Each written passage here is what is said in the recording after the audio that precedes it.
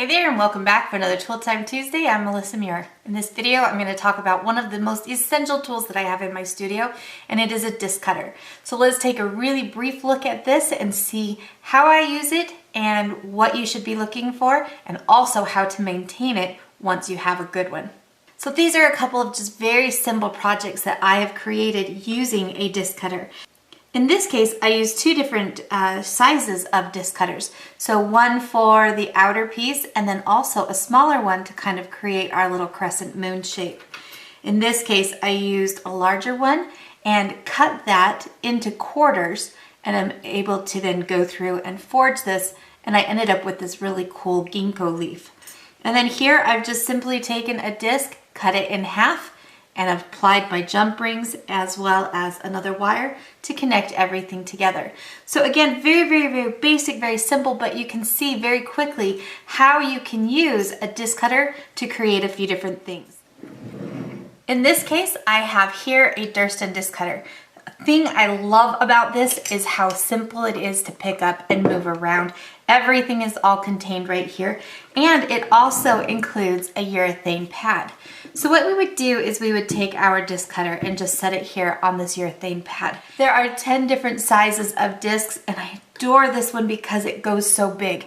We have 1.25 inches, which is 32 millimeters, 28 millimeters, which is about 1 1/8 inches, and then we get into 1 inch, and then we start to go a little bit smaller, all the way down to 3 millimeters, which is approximately 5 30 So you can go quite a ways with this. I really like that.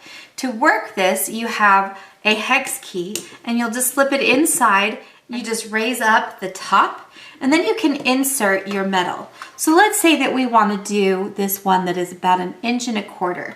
I'm going to take my metal, and I want to just slip it in here. And I also like to shim the other side. Now there are a little pack of shims that come with this, so you can just drill a little hole and put a connecting ring in there, or in my case, this is one that I've made a while ago that has my most common size or gauges of metal. And I'm just going to take the one that matches this, and I'm going to insert it on the opposite side. We'll close our disc cutter back down. And you don't have to close it like super tight. It just needs to be enough that you hold your piece into place. Now, in this case, I'm going to select my largest punch, and I'm also going to lubricate this. So I'm going to use the included lubricant, and all I need to do is just run that cutting edge, and that's it. I don't have to sit here and grind it in. Matter of fact, it's better for your tools if you don't do that, because you don't want to have this kind of leave a buildup on your piece. I'm just going to insert that, and I love this. It's such a tight little fit, and it just kind of slowly goes down because it's such a good fit. All right, I have a 2-pound brass-headed hammer. In this case, it's a stamping hammer, but like I said, it's 2 pounds. We have that brass head on here, and I'm just going to come down and give it a nice whack. This may take a couple of times to get through.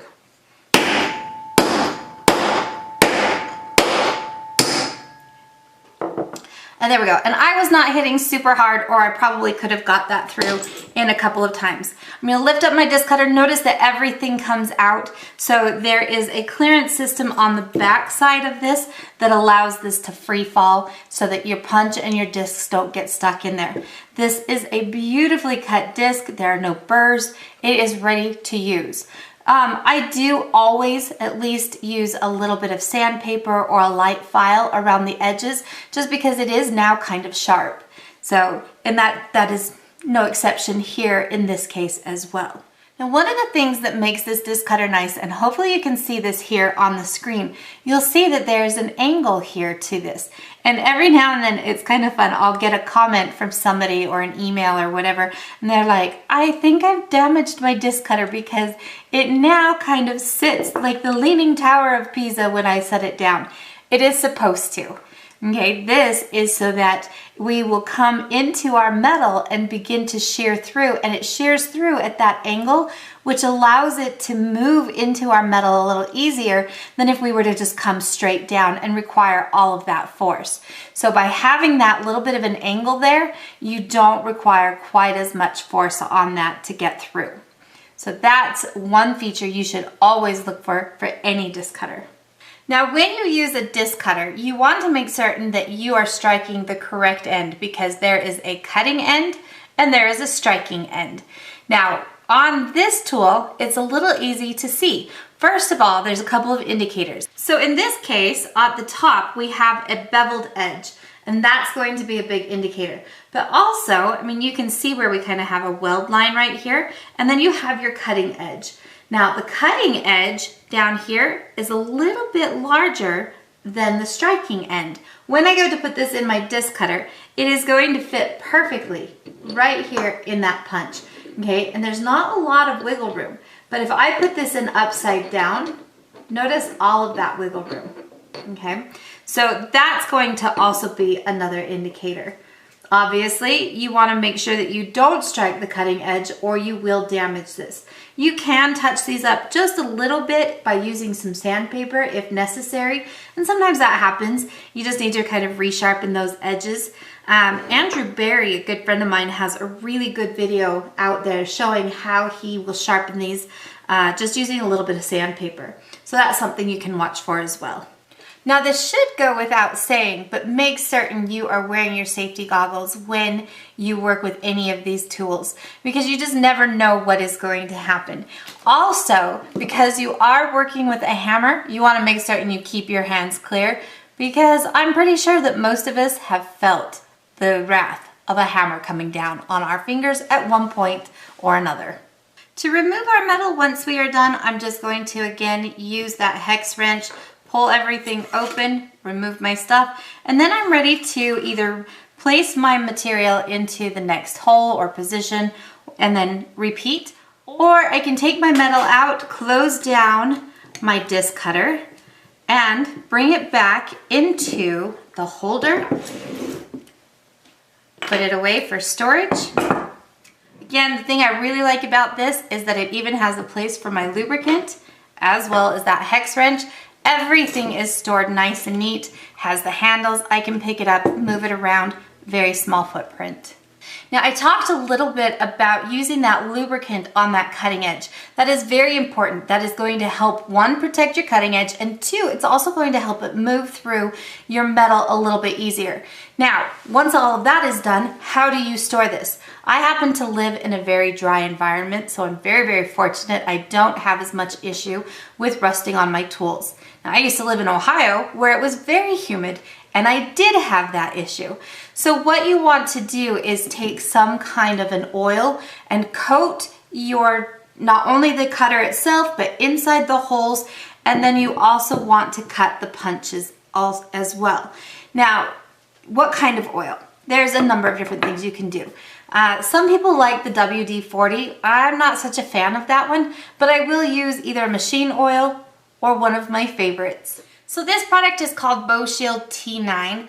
Now this is one that I was turned on to a long time ago when I very first got started in jewelry making, and I bought 2 cans at that time and I still have quite a bit.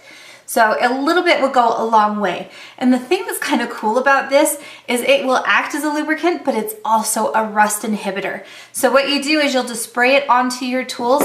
If you just leave it, it will then put like a film on your piece, and then when you're ready to use your tools again, you just take a paper towel and wipe that off, or you can just wipe it off immediately, and then like I said, it will act a little bit as a lubricant. So it's kind of a cool product. It was developed by Boeing. They were doing it for their airplanes so that they could prevent some of that rust happening on the planes. So it works for me in my studio, and that's just one that you can use. I'll include a link down below, but really all you need to do is just do a Google search for BoShield T9, and BoShield is B-O-E and then shield. So hopefully that answers the questions that you guys have had for me for the Durston disc cutter and how it works and how it's set up. I really like this disc cutter. I've had it in my studio now for just a little while, and I like the fact that all of my discs come out cleanly, nothing gets stuck, so we don't have any of that issue. Like the punch and the disc all come out really nice. So it's definitely something to look at if you guys are trying to decide if you should buy a disc cutter or not. as always, if you guys have questions, just drop them down there in that comment box for me and I will get back to you as soon as I can. If you guys are enjoying the video series, make sure you give me a thumbs up, subscribe, and ring that bell so that you make sure you get notifications. We'll see you guys next time. Have a good week.